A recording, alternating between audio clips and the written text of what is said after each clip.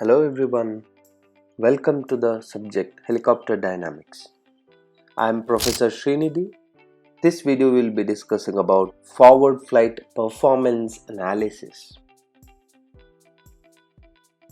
The contents of the video are effect of gross weight, effect of density altitude, lift to drag ratios, climb performance, speed for minimum power, and speed for maximum range. These are all the different performance analysis done for the forward flight of the helicopter. Starting with effect of gross weight. What is the effect of gross weight? The main term is gross takeoff weight, GTOW. The power required in forward flight will be a function of helicopter weight. Since a relatively small weight fraction of fuel is carried relative to total weight, it is easy to represent the performance result in terms of this gross takeoff weight. The image shown here are the prediction of main rotor power in forward flight at different gross takeoff weights. As you can see, that is gross takeoff weight at 16,000 pounds, 17,000 pounds, 18k pounds and 19k pounds.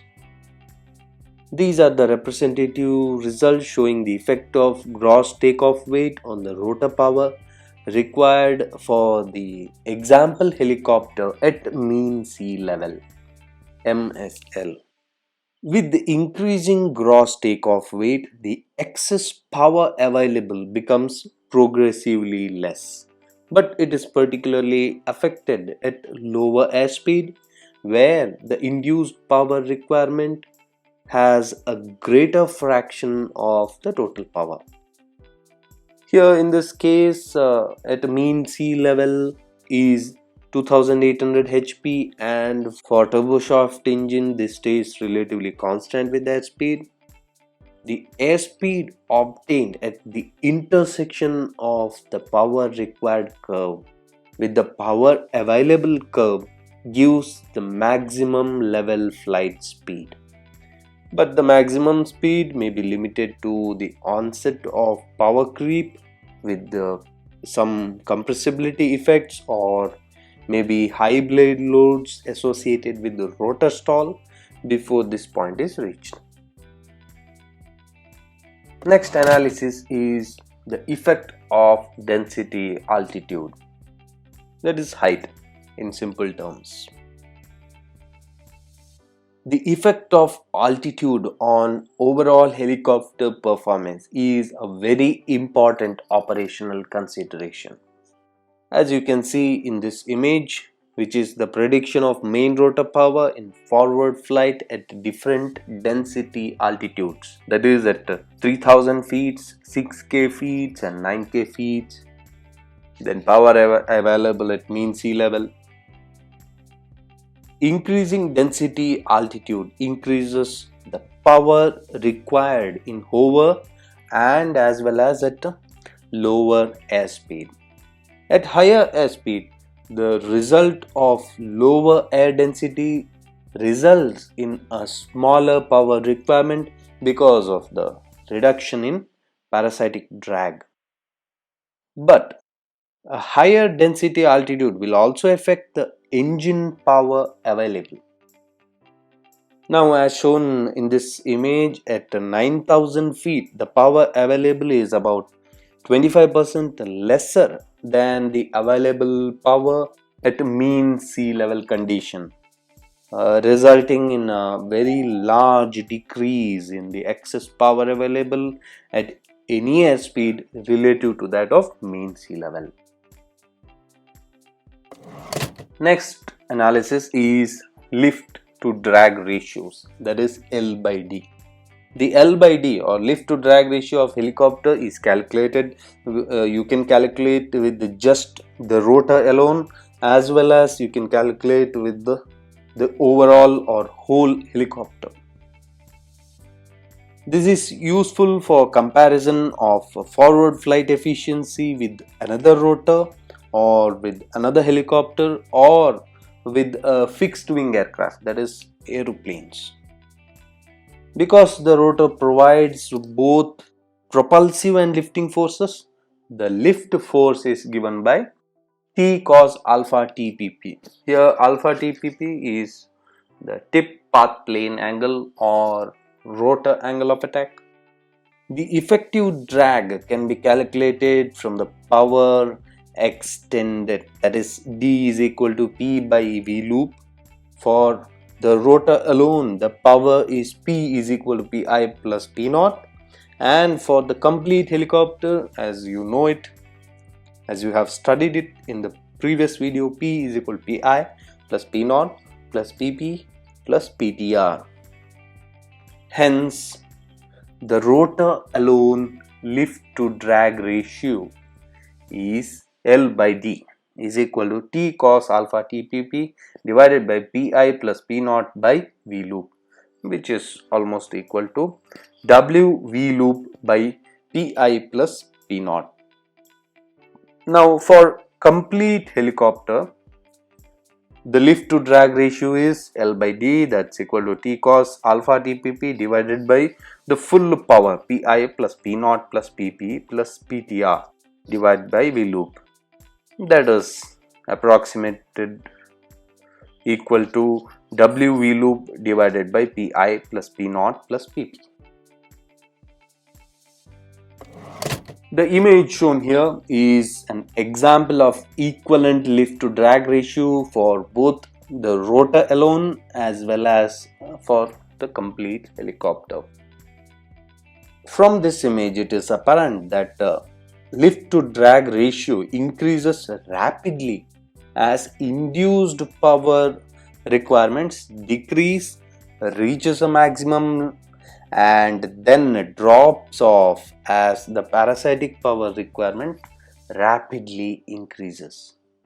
The maximum lift to drag ratio of the rotor is about 6, as you can see in this image, which is usually for the most modern helicopter and also for low aspect ratio fixed wing aircraft. The maximum lift to drag ratio of the complete helicopter is about 4.5 as shown in the image, which gives some idea as to the considerable effect of airframe drag in the overall cruise efficiency. A normal lift to drag ratio for a fixed wing aircraft of the same gross takeoff weight will be about 3 to 4 times higher the value of this one. And also the lift to drag ratio of the rotor alone and the helicopter will also be a function of density altitude at which it is flying. That is also there.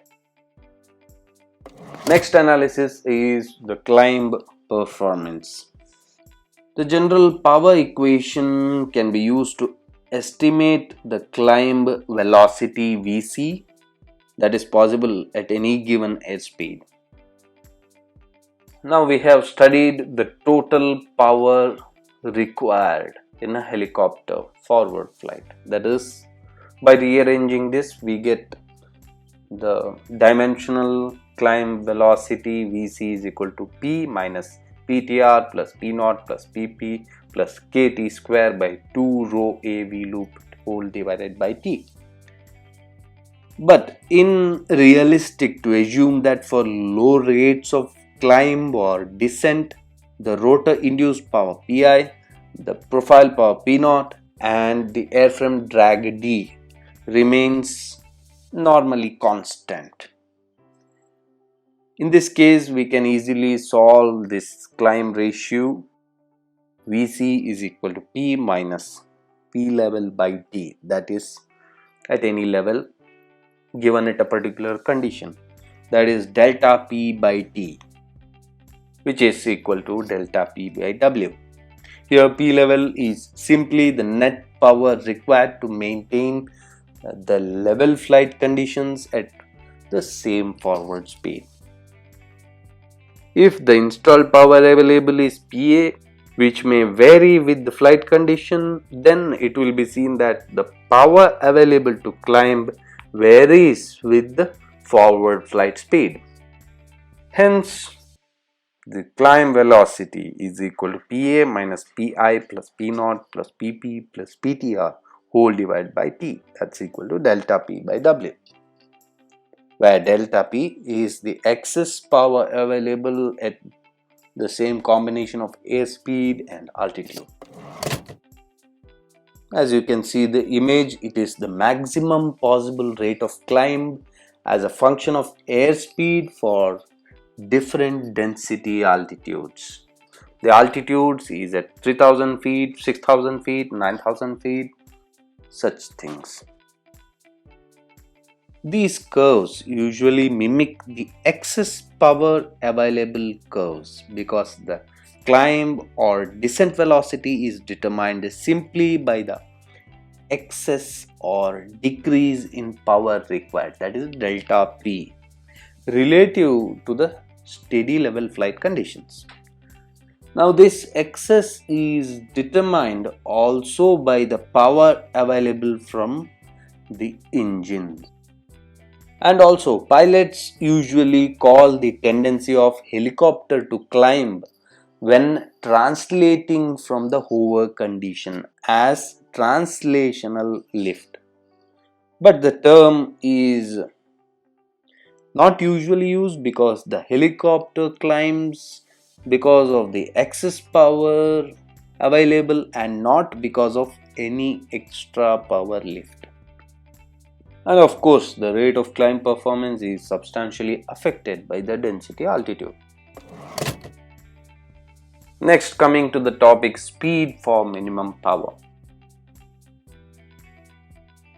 There are many performance characteristics of helicopter in forward flight which may be estimated directly from the curves of excess power available and fuel burn relative to that required for straight and level flight at the same airspeed. The speed for minimum power VMP will also be the optimum speed to fly for minimum autorotative rate of descent. At this airspeed, the power required by the rotor is minimum, and for an autorotation at this airspeed, the pilot will need to give up the least amount of potential energy per unit time. Hence, if a mechanical failure in the hover condition translate stored potential energy into kinetic energy or into translational kinetic energy, because the autorotative rate of descent under these conditions will be lower. But if a mechanical failure occurs close to the ground, this transition may not be possible. That is why normal operational envelope of a helicopter is restricted to an acceptable combination of altitude as well as airspeed that always allows safe autorotational landing to be performed. In addition to being the speed to fly for maximum rate of climb and minimum autorotative rate of descent, speed for minimum power also determines the speed to give the best endurance. That is to obtain maximum loiter time on station of surveillance, search and such kind of things. To obtain maximum endurance, the fuel burn per unit time must be minimum. That is why the weight of fuel burned will be Wf in a given time T, which is given by the term of specific fuel consumption, that is pounds per horsepower per hour. That is Wf is equal to SFC into Pt. Continuing with the previous equation, hence the endurance for a given amount of fuel can be written as T is equal to Wf by SFC into P. Hence, this time is maximized at the best specific fuel consumption and lowest power required to flight. To estimate the value of speed for minimum power VMP, we have to approximate the helicopter power, that is helicopter power coefficient. The equation is given by Cp is equal to Cq, that is equal to kCt square by 2 mu plus sigma CD naught by 8 into 1 plus k mu square plus 1 by 2 into F by A into mu cube plus lambda C Cw, which we have studied in the previous video. Now at lower airspeed, the rotor profile power is small and builds slowly with the square of airspeed. That is why the minimum power is essentially determined by the variation in induced power and parasitic power at this lower airspeeds. So it can be assumed that Ct is almost equal to Cw. Hence we get this equation: Cp is equal to kCw square by 2 mu plus 1 by 2 into F by A into mu cube. Now on differentiating this equation with respect to mu gives us the equation dCp by d mu is equal to minus kCw square by 2 mu square plus 3 by 2 into F by A into mu square, which equals to 0 for a minimum value. Hence we get this equation which is shown here: kCw square by 2 mu square, that's equal to 3 by 2 into F by A into mu square, or mu is equal to kCw square by 3F by A whole to the power 1 by 4. That is for maximum endurance. Now from the previous video we know there is one equation, that is lambda h is equal to square root of Cw by 2. With the help of this equation we can get mu is equal to lambda h into 4k by 3f by a whole power 4, that's equal to square root of Cw by 2 into 4k by 3f by a whole power 1 by 4. Or you can also say that Vy equation, that is speed for minimum power Vy, or VMP, that is equal to Vh into 4k by 3f by a whole power 1 by 4, that's equal to square root of W by 2 rho A into 4k by 3f by a whole power 1 by 4. In general, this speed will increase with increasing density altitude, that is with both increase in altitude and temperature. In addition, this shows that this airspeed is proportional to the square root of disk loading and helicopter weight. Next analysis is speed for maximum range. The range of any helicopter is the distance it can fly for a given takeoff weight and for a given amount of fuel. In any case of any mission, fuel allowances or reserves must be taken into account depending on the mission profile and whether visual or instrument flight rules apply. The range can be written as R is equal to V into T.